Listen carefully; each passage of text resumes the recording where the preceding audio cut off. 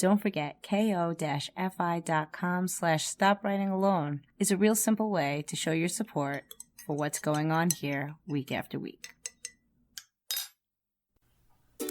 Hi everyone, this is Nicole Rivera and you're listening to the Stop Writing Alone podcast for writers who are looking for their writing community. I know you want to find readers for your work, but I think your first step is to connect with other writers. That's what we're going to do here in the Stop Writing Alone podcast. We'll do writing prompts and other writing group activities, discover online writing communities, learn how to find local writing groups, or how to make your own. Join us as we explore, learn, and write.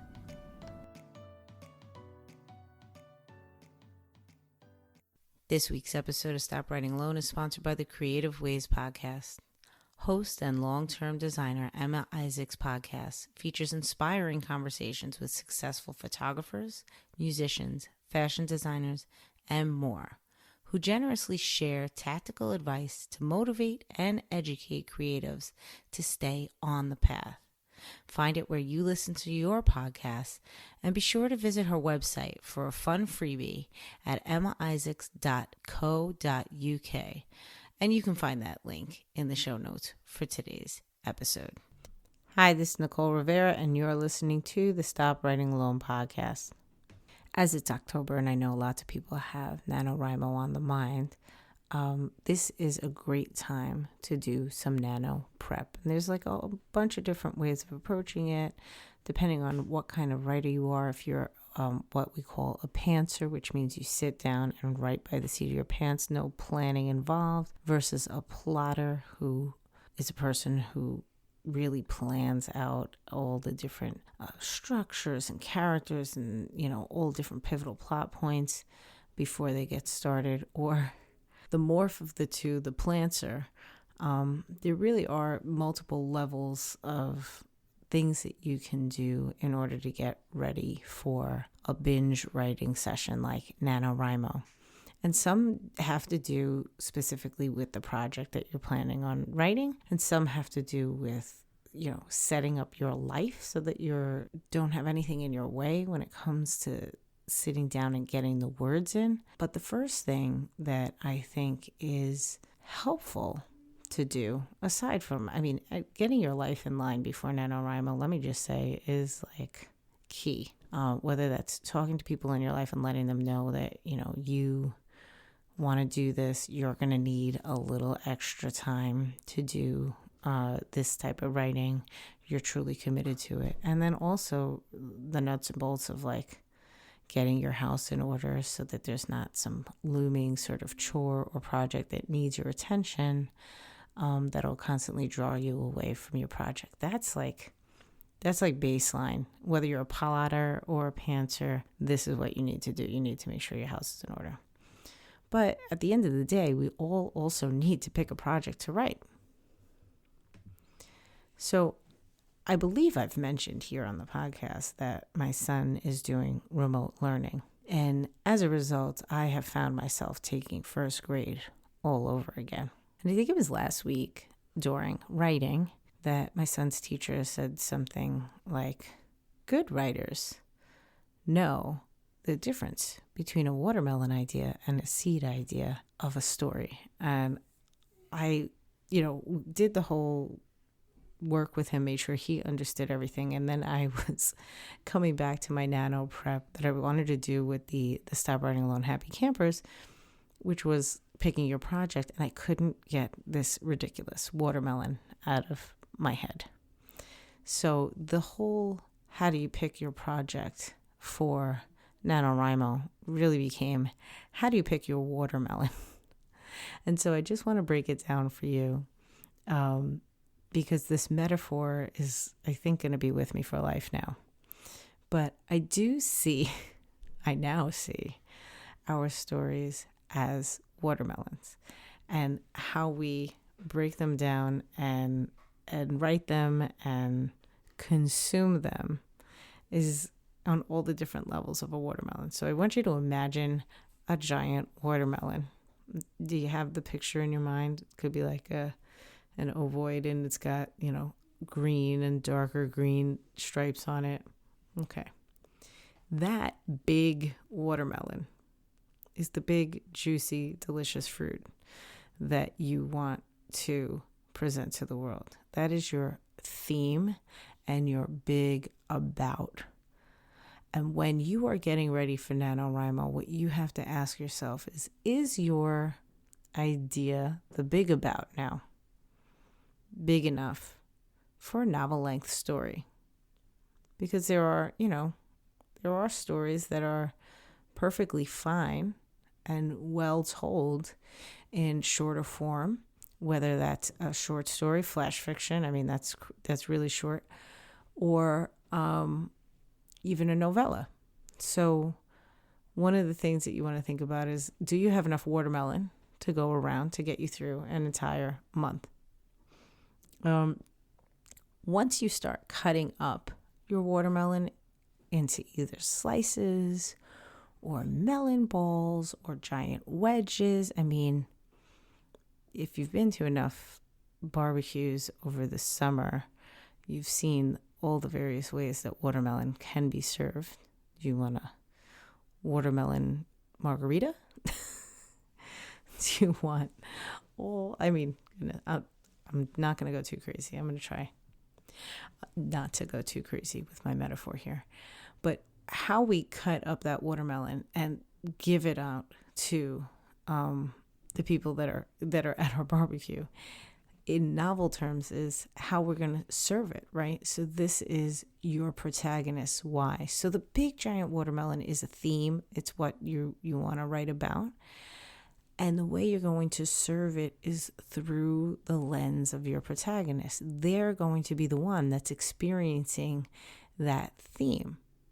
So what you need is a protagonist with a strong why attached to a theme and a world that will best serve up that idea over and over again, continually challenging your protagonist and bringing them back to that thing that is, either haunting them or constantly revisiting them, that they need to overcome over the course of your story. So one thing that you need to check when you're looking at your novel idea for NaNoWriMo is your protagonist tightly connected to your big idea?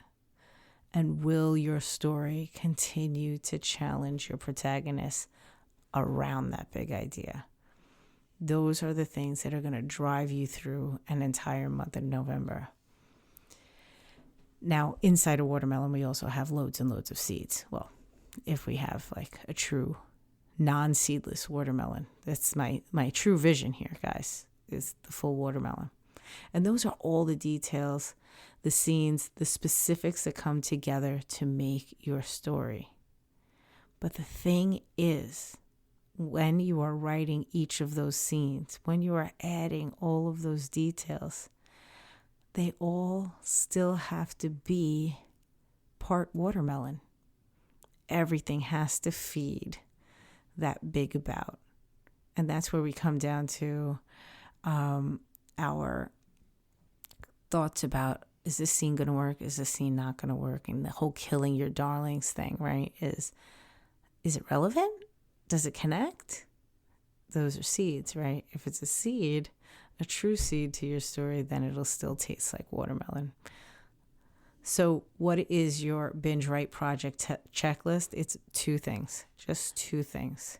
Number one, is your idea delicious? And I don't mean to the masses. I'm not asking you if the idea that you have for this November is something that's selling off shelves right now, that's trending big, that, obviously every agent wants right now. In order to be a successful project for NaNoWriMo, this has to be something that is so delicious to you, you are not going to want to walk away from it. You are going to work on this story for 30 days straight. You need to make sure that what you're diving into is something that is delicious to you. You need to be excited, interested or deeply curious about your idea, your story, and that big about. Because there are going to be times during the month that you are going to hate the story. It is this baseline deliciousness that will bring you back. You're just going to hate yourself. And I know if you've already done NaNoWriMo, I don't have to explain this to you, but if you've never done this before, you're going to hate your story at some point. It happens to everybody. You may hate the writing process. You may hate what you think is garbage as you're writing. And let me tell you, it probably isn't. But you're going to think that, and no one's going to be able to convince you otherwise. You're going to have a day where you're going to say, I can't with this anymore. But if the big idea, right, because this is typically the deliciousness comes from the big idea, not really from the seeds, not from a scene. If you have a really delicious scene or an idea for a certain type of conflict or a particular character, those are great. I mean, don't get me wrong. All that stuff is wonderful, but that's not going to keep you going for 30 days. What's going to keep you going for 30 days is if you're really interested in that big idea. But it could be excited, interested, or curious. Like it could be something that you want to know more about and you're just going to keep going back to. So that's number one for me on a good idea for a binge writing project. Because here's the thing. I'm only talking about something where you are saying you have to finish it in 30 days. You don't have to be like so excited about your story if you're going to give yourself like all the time to be diligent and continually come back to it. This is like when you really need that extra motivation to not give up day after day after day. And then the second thing on your checklist is something that I did mention at the top, and that is it big enough? Right? You're trying to write a novel, not a scene or a short story. If your idea is at seed level, so if you only right now have an idea of a cool, like I said, a cool scene or a cool conflict, or even like a single protagonist, you need to help it grow at this point. You need to add characters, add world, add even more conflict, but make sure that everything you add still tastes like watermelon. Make sure everything keeps connecting back to your big idea. So think, does your idea have enough opportunities, enough characters, scenes, locations to be tested for an entire novel-length piece? And that's, when I say novel-length piece, I'm almost saying it in quotes because NaNoWriMo is only asking you to write 50,000 words. And for most novels, if you're writing anything upper middle grade or higher, YA or an adult novel, 50,000 isn't going to get you to the end of your story. But still, 50,000 words is plenty, and you need a big enough idea to get that many words. So that's really it right now for the watermelon metaphor and my whole idea of how you pick your project, because it really is, I don't think you have to get really specific and nitty gritty before you get started. But again, I will tell you with the this disclaimer that I am a pantser, right? So for me, being a pantser, being somebody that needs to sit down and write straight for 30 days without much of a plan to begin with, the two things I ask myself is it delicious enough? Am I going to, have enough curiosity, interest, or excitement to come back day after day? And then is this idea that I'm sort of tinkering with, this very nebulous sort of idea, big enough to take me through the entire month? I think that's baseline. And if you can take the next couple of weeks to find something that hits those two, I think you could be set up for a very successful NaNoWriMo. But let me know what you think. You can reach out to me on Facebook in the Stop Writing Alone with Nicole Rivera Facebook group, on Instagram at Stop Writing Alone, or shoot me an email at stopwritingalone@gmail.com. And if you have any questions about what you should do or want to talk through your idea, share it up on a post on the Facebook group, because there's always like such a great community there. People are always responding with their opinions, and yeah, I think that's one option for bouncing it off other people to make sure that you stop writing alone. Well, if you are doing NaNoWriMo this year, coming up next month, I wish you a lot of luck, and make sure you get your house in order, quite literally, and prep in whatever way makes sense to you. I think there's so much NaNoPrep out there right now. If you are curious to find more, just head over to YouTube and put NaNoPrep in the search bar, and you will be overwhelmed with wonderful advice. But I will say that as well, be careful that you don't get too overwhelmed with advice. If you remember a couple episodes, I talked about Frankensteining your input when it comes to your writing education. This is one of those things. Take a little bit from whoever makes sense to you, and trust your own instincts and your own gut about what makes sense for your life and your writing life, and go from there. But like I said, wish you a lot of luck, happy writing, and I'll talk to you again next week. Before you go, don't forget to subscribe to the Stop Writing Alone podcast wherever you're listening to this episode today. Then connect with us on Facebook at Stop Writing Alone Facebook page, or in the Stop Writing Alone with Nicole Rivera Facebook group. Check Instagram or Twitter, where I'm at NV_Rivera, to find links to our email newsletter.